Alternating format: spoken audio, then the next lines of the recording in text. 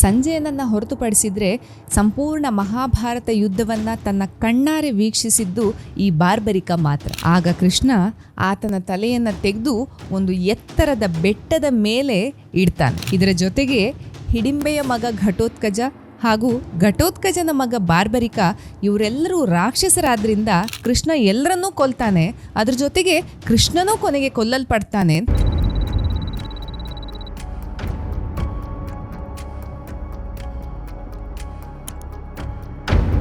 ಕುರು ಸಾಮ್ರಾಜ್ಯದ ಸಿಂಹಾಸನಕ್ಕೆ ಉತ್ತರಾಧಿಕಾರಿಯಾಗಲಿಕ್ಕೆ ಸಂಬಂಧದಲ್ಲಿ ಸಹೋದರರಾದ ಕೌರವರು ಹಾಗೂ ಪಾಂಡವರ ನಡುವೆ ನಡೆದಂತಹ ಅತಿ ಘೋರ ಯುದ್ಧವೇ ಕುರುಕ್ಷೇತ್ರ. ಆಗಿನ ಕುರುಕ್ಷೇತ್ರ ಅಂತ ಹೇಳಿದ್ರೆ ಭಾರತದ ಈಗಿನ ಹರಿಯಾಣ. ಸೂರ್ಯೋದಯದಿಂದ ಸೂರ್ಯಾಸ್ತದವರೆಗೆ 18 ದಿನಗಳ ಕಾಲ ನಡೆದಂತಹ ಈ ಯುದ್ಧವನ್ನ ಧರ್ಮ ಹಾಗೂ ಅಧರ್ಮಗಳ ನಡುವೆ ನಡೆದಂತಹ ಯುದ್ಧ ಅಂತ ಕರೀತಾರೆ. ಪಾಂಡವರಿಗೆ ಯುದ್ಧ ಮಾಡುವ ಯಾವುದೇ ಉದ್ದೇಶ ಇಲ್ಲದಿದ್ರೂ ಸಹ ಮೋಸದಿಂದ ಅವರನ್ನ ಪಗಡೆ ಆಟದಲ್ಲಿ ಸೋಲಿಸಿ ದೇಶಭ್ರಷ್ಟರನ್ನಾಗಿ ಮಾಡಿ ಅನಿವಾರ್ಯವಾಗಿ ಅವರು ಯುದ್ಧ ಮಾಡುವಂತೆ ಪ್ರೇರೇಪಿಸ್ತಾರೆ. ಈ ಮಹಾಭಾರತ ಯುದ್ಧದಲ್ಲಿ ಅತ್ಯಂತ ಶಕ್ತಿಶಾಲಿಗಳಾದ, ಅತ್ಯಂತ ಬಲಾಢ್ಯ ಹಾಗೂ ಹಲವಾರು ಯುದ್ಧ ಕಲೆಗಳಲ್ಲಿ ನಿಪುಣರಾದ ಯೋಧರಿದ್ರು. ಇಂತಹ ಹಲವಾರು ಯೋಧರ ಪಾತ್ರಗಳು ನಮಗೆಲ್ಲರಿಗೂ ಪರಿಚಿತ. ಆದರೆ ಇಂಥದ್ದೇ ಕೆಲವೊಂದು ಪಾತ್ರಗಳ ಬಗ್ಗೆ ನಾವು ಅಷ್ಟಾಗಿ ಎಲ್ಲೂ ಓದಿರುವುದಿಲ್ಲ ಅಥವಾ ಕೇಳಿರೋದಿಲ್ಲ. ಅಂಥದ್ದೇ ಒಂದು ಪಾತ್ರ ಬಾರ್ಬರಿಕ. ನಾವು ಇವತ್ತು ಮಾತನಾಡ್ತಾ ಇರುವಂಥದ್ದು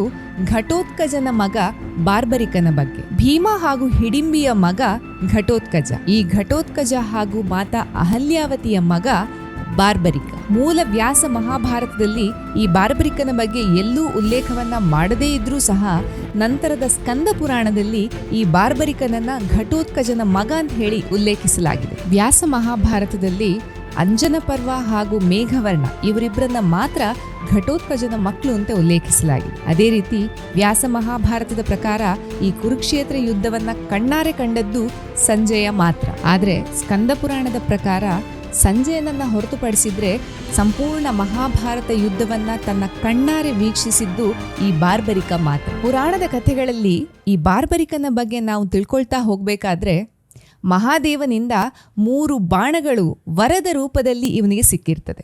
ಈ ಬಾಣಗಳು ಯಾವುದು ಅಂತ ಹೇಳಿದ್ರೆ, ಮೊದಲನೆಯ ಬಾಣ ತನ್ನ ಎಲ್ಲಾ ಶತ್ರುಗಳನ್ನ ಗುರುತು ಮಾಡುವಂತಹ ಬಾಣ. ಎರಡನೇ ಬಾಣ ತನ್ನೆಲ್ಲ ಪ್ರೀತಿ ಪಾತ್ರರನ್ನ ಗುರುತು ಮಾಡುವಂಥದ್ದು. ಮೂರನೆಯ ಬಾಣ ಗುರುತು ಮಾಡಿದಂತಹ ಎಲ್ಲಾ ಶತ್ರುಗಳನ್ನ ಒಂದೇ ಏಟಿಗೆ ಕೊಲ್ಲುವಂತಹ ಬಾಣ. ಈ ವರದ ಬಗ್ಗೆ ಮಾಹಿತಿಯನ್ನು ಹೊಂದಿದ್ದಂತಹ ಶ್ರೀಕೃಷ್ಣ ಇವನನ್ನ ಪರೀಕ್ಷೆ ಮಾಡಲಿಕ್ಕೆ ಒಂದ್ಸಲ ಅವನ ಜೊತೆ ಕಾಡಿಗೆ ಹೋಗ್ತಾನೆ. ಅಲ್ಲಿ ಅವನು ಬಾರ್ಬರಿಕನಿಗೆ ತನಗೆ ಸಿಕ್ಕಿದ್ದಂತಹ ವರದ ಬಾಣಗಳನ್ನ ಪ್ರಯೋಗ ಮಾಡುವಂತೆ ಸೂಚಿಸ್ತಾನೆ. ಆಗ ಬಾರ್ಬರಿಕ ಅಲ್ಲೇ ಇದ್ದಂತಹ ಒಂದು ಮರದ ಎಲ್ಲಾ ಎಲೆಗಳನ್ನ ಗುರುತು ಮಾಡುವಂತೆ ಬಾಣ ಪ್ರಯೋಗವನ್ನ ಮಾಡಲಿಕ್ಕೆ ತಯಾರಿಯನ್ನ ಮಾಡಬೇಕಾದ್ರೆ ಶ್ರೀಕೃಷ್ಣ ಅದರ ಒಂದು ಎಲೆಯನ್ನ ತನ್ನ ಕಾಲ್ನಡಿಯಲ್ಲಿ ಅಡಗಿಸಿಟ್ಕೊಳ್ತಾನೆ. ಬಾರ್ಬರಿಕನ ಬಾಣ ಪ್ರಯೋಗ ಆದ ಕೂಡಲೇ ಆ ಬಾಣ ಎಲ್ಲಾ ಎಲೆಗಳನ್ನ ಗುರುತು ಮಾಡಿ ಕೊನೆಯಲ್ಲಿ ಕೃಷ್ಣನ ಕಾಲಿನ ಬಳಿ ಬಂದು ನಿಲ್ತದೆ. ಕೂಡಲೇ ಕೃಷ್ಣ ಕಾಲನ್ನ ಮೇಲಕ್ಕೆ ಎತ್ತಬೇಕಾಗ್ತದೆ. ಕಾಲನ್ನ ಮೇಲಕ್ಕೆ ಎತ್ತಿದಂತಹ ಸಂದರ್ಭದಲ್ಲಿ ಕಾಲಡಿಯಲ್ಲಿದ್ದಂತಹ ಎಲೆಯನ್ನು ಆ ಬಾಣ ಗುರುತು ಮಾಡ್ತದೆ. ಇದರಿಂದ ಅವನ ವರದ ಶಕ್ತಿ ಎಷ್ಟಿತ್ತು ಅಂತ ಹೇಳೋದನ್ನ ಕೃಷ್ಣ ಸರಿಯಾಗಿ ಅರ್ಥ ಮಾಡ್ಕೊಳ್ತಾನೆ. ಇಂತಹ ಶಕ್ತಿಶಾಲಿ ವರದ ಜೊತೆಗೆ ಬಾರ್ಬರಿಕನಿಗೆ ಒಂದು ಷರತ್ತಿರ್ತದೆ. ಅವನು ಯಾವತ್ತೂ ಯುದ್ಧವನ್ನ ಮಾಡಬೇಕಾದ್ರೆ ಯಾವ ಟೀಮ್ ವೀಕ್ ಆಗಿರ್ತದೆ ಅಂಥವರ ಜೊತೆ, ಅಂಥವರ ಪರವಾಗಿ ನಿಂತು ಯುದ್ಧವನ್ನ ಮಾಡ್ಬೇಕು. ಅಂದ್ರೆ ಅವನು ಯಾವತ್ತೂ ಶಕ್ತಿಶಾಲಿ ತಂಡದ ಪರವಾಗಿ ಯುದ್ಧವನ್ನ ಮಾಡಬಾರದು. ಮಹಾಭಾರತ ಯುದ್ಧ ಪ್ರಾರಂಭ ಆಗಬೇಕಾದ್ರೆ ಕೌರವರು ಹೊಂದಿದ್ದು 11 ಅಕ್ಷೋಹಿಣಿ ಸೈನ್ಯದ ಬಲ ಹಾಗೂ ಪಾಂಡವರ ಹತ್ರ ಇದ್ದದ್ದು ಕೇವಲ 7 ಅಕ್ಷೋಹಿಣಿ ಸೈನ್ಯದ ಬಲ. ತನ್ನ ವರದ ಪ್ರಕಾರ ಬಾರ್ಬರಿಕ ವೀಕ್ ಟೀಮ್ ಅಂದ್ರೆ ಶಕ್ತಿ ಕಡಿಮೆ ಇರುವಂತಹ ತಂಡದ ಪರವಾಗಿ ಹೋರಾಡಬೇಕು. ಇಲ್ಲಿ 7 ಅಕ್ಷೋಹಿಣಿ ಸೈನ್ಯದ ಬಲವನ್ನ ಹೊಂದಿದ್ದ ಪಾಂಡವರ ತಂಡ ಶಕ್ತಿ ಕಡಿಮೆ ಅಂತ ಹೇಳುವುದನ್ನ ಅರ್ಥ ಮಾಡ್ಕೊಂಡಂತಹ ಬಾರ್ಬರಿಕ ಅವರ ಪರವಾಗಿ ನಿಂತು ಯುದ್ಧವನ್ನ ಮಾಡ್ತೇನೆ ಅಂತ ಹೇಳಿ ಘೋಷಿಸ್ತಾನೆ. ಆದ್ರೆ ಬಾರ್ಬರಿಕನಿಗಿದ್ದಂತಹ ವರ ಹಾಗೂ ಅವನ ಶಕ್ತಿಯ ಅರಿವಿದ್ದಂತಹ ಶ್ರೀಕೃಷ್ಣ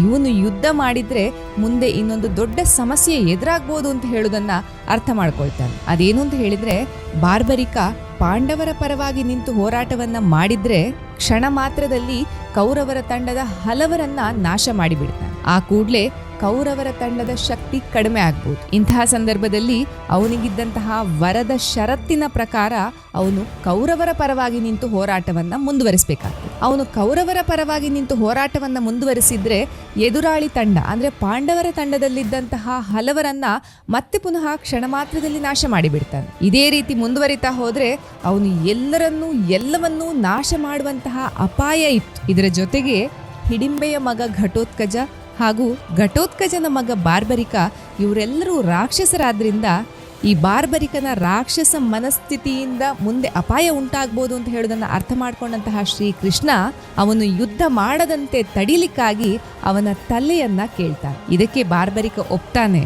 ಆದ್ರೆ ಸಂಪೂರ್ಣ ಯುದ್ಧವನ್ನ ತಾನು ತನ್ನ ಕಣ್ಣಾರೆ ನೋಡ್ಬೇಕು ಅಂತ ಹೇಳಿ ಕೇಳ್ಕೊಳ್ತಾನೆ. ಆಗ ಕೃಷ್ಣ ಆತನ ತಲೆಯನ್ನ ತೆಗೆದು ಒಂದು ಎತ್ತರದ ಬೆಟ್ಟದ ಮೇಲೆ ಇಡ್ತಾನೆ. ಅಲ್ಲಿಂದ ಬಾರ್ಬರಿಕ ಸಂಪೂರ್ಣ ಕುರುಕ್ಷೇತ್ರ ಯುದ್ಧವನ್ನ ವೀಕ್ಷಿಸಿದಾನೆ ಅಂತ ಹೇಳಲಾಗ್ತದೆ. ಬಾರ್ಬರಿಕ ಅತ್ಯಂತ ಶಕ್ತಿಶಾಲಿ ಬಾಣಗಳನ್ನು ಹೊಂದಿದ್ರೂ ಅದು ಯಾವುದನ್ನು ಉಪಯೋಗಿಸ್ಲಿಕ್ಕಾಗದೆ ದುರಂತ ಅಂತ್ಯವನ್ನ ಕಾಣ್ತಾನೆ. ಯುದ್ಧವೆಲ್ಲ ಮುಗಿದ ಮೇಲೆ ಪಾಂಡವರು ಕೃಷ್ಣನ ಜೊತೆ ಕೂತ್ಕೊಂಡು ಮಾತನಾಡ್ತಾ ಈ ಯುದ್ಧದ ಗೆಲುವಿಗೆ ಯಾರು ಕಾರಣ, ಹೇಗೆ ನಡೀತು ಯುದ್ಧ ಅಂತ ಹೇಳುವುದನ್ನ ವಿಶ್ಲೇಷಣೆ ಮಾಡ್ತಾ ಇರ್ತಾರೆ. ಆಗ ಕೃಷ್ಣ ಬಾರ್ಬರಿಕನಲ್ಲಿ ಈ ಪ್ರಶ್ನೆಯನ್ನ ನಾವು ಕೇಳ್ಬೋದು.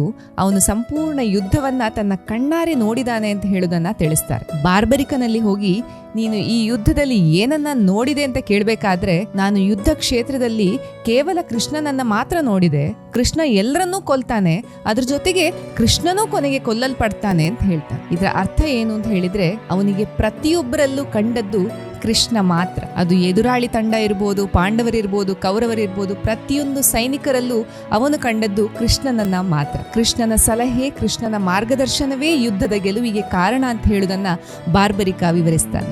ಇದರಿಂದ ಅವನಿಗೆ ಕೃಷ್ಣನ ಮೇಲಿದ್ದಂತಹ ಅಪಾರವಾದ ಭಕ್ತಿಯನ್ನ ನಾವು ಅರ್ಥ ಮಾಡ್ಕೊಳ್ಬೋದು. ಇಂತಹ ಅತ್ಯಂತ ಬಲಶಾಲಿಯಾದ ವಿಧ ವಿಧವಾದ ಯೋಗ್ಯತೆಗಳನ್ನು ಹೊಂದಿದ ಹಲವಾರು ಯೋಧರು ಈ ಧರ್ಮಯುದ್ಧದ ಕೊನೆಯಲ್ಲಿ ಅಂತ್ಯವನ್ನ ಕಾಣ್ತಾರೆ. ಆದರೂ ಕೊನೆಯಲ್ಲಿ ಧರ್ಮಕ್ಕೆ ಜಯ ಸಿಗ್ತದೆ. ಧರ್ಮ ಸಂಸ್ಥಾಪನಾರ್ಥಾಯ ಸಂಭವಾಮಿ ಯುಗೆ ಯುಗೆ ಎಂಬ ಭರವಸೆಯನ್ನ ಭಗವದ್ಗೀತೆಯ ಮೂಲಕ ಪ್ರಪಂಚಕ್ಕೆ ನೀಡಿದ ಶ್ರೀಕೃಷ್ಣ ಧರ್ಮವನ್ನ ಉಳಿಸ್ತಾನೆ. ಮುಂದೆಯೂ ಧರ್ಮಕ್ಕೆ ತೊಂದರೆಯಾಗದಂತೆ ಕಾಪಾಡಲಿಕ್ಕೆ ಮತ್ತೆ ಮತ್ತೆ ಹುಟ್ಟಿ ಬರ್ತಾನೆ ಅಂತ ಹೇಳುವಂತಹ ಸಂದೇಶದೊಂದಿಗೆ ಮುಂದಿನ ವಿಡಿಯೋದಲ್ಲಿ ಇನ್ನೊಂದು ಇಂಟ್ರೆಸ್ಟಿಂಗ್ ವಿಷಯವನ್ನ ನಿಮ್ಮೊಂದಿಗೆ ಹಂಚಿಕೊಳ್ಳಿಕ್ಕೆ ಬರ್ತೇವೆ ಟೀಮ್ ಅನರ್ಥಿಂಗ್ ಅನ್ವೇಷಣೆಯಲ್ಲಿ. ಈ ವಿಡಿಯೋ ನಿಮಗೆ ಇಷ್ಟ ಆಗಿದ್ದಲ್ಲಿ please like, share and subscribe.